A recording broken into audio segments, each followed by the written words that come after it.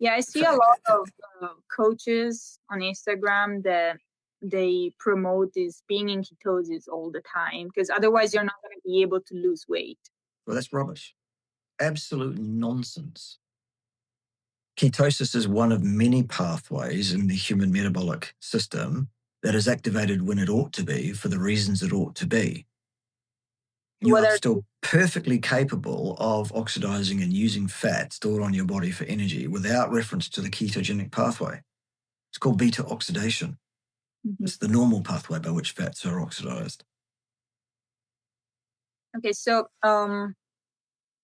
if you eat like a carnivore diet, for example, people tend to be in ketosis most of the time because they don't have carbohydrates. It's not so. Because I saw all of your videos that you're for the OMAD 1 meal a day because big goal of look, let's put this one to bed. Let's get this one squared away because no, a 100% carnivore diet is not particularly a ketogenic diet, actually. Why not? Because a 100% carnivore diet has people tending to consume a larger degree of protein, and protein is gluconeogenic. So you actually don't find carnivores particularly, on average, have very much ketones at all, in fact. So that's what I found because I was trying to test and I'm like always, okay, I'm not in ketosis. This is weird because everybody tells you like if you don't eat carbohydrates, you're going to get in deep ketosis very quickly and very easily. But which is nonsense. It wasn't working. Yeah, it's rubbish. But if you eat 1 meal a day, do you tend to be in ketosis for, let's say, like 20 hours and then after digestion, you're not in ketosis anymore, like after eating? Yes, you will cycle in and out of ketosis to some degree, depending how much protein that you are taking in and how many meals a day that you are taking in. Yes. So is it good for the body being in ketosis for a certain amount of time, or it doesn't matter?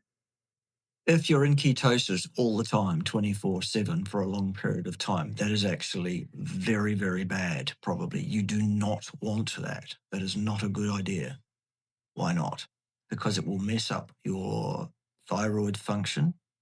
It'll probably mess up your ability to retain your electrolytes as well, because of the insulin axis issue with the kidney tissue becoming leaky, etc.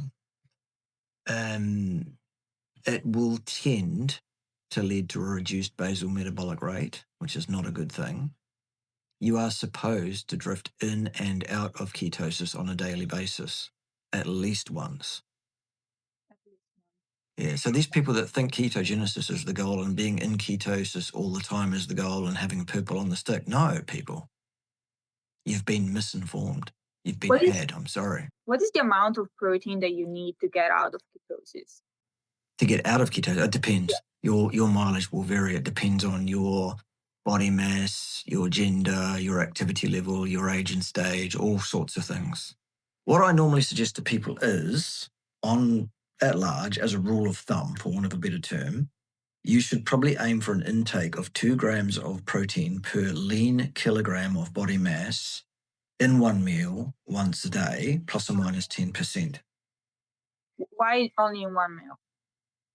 Because you need a whack of protein to lead to the gluconeogenesis to kick you out of ketosis. The very thing that people on keto diets are trying to avoid. Oh, will this kick me out of ketosis? Will that kick me out of ketosis? I hope so, because that's what you want. Okay, so what someone is eating, for example, they're eating 2 grams per kilogram of body weight of protein a day, but they're divided in 3 or 4 meals. Then it's less likely that they'll be kicked right out of ketosis. They might just drift along. It's not ideal.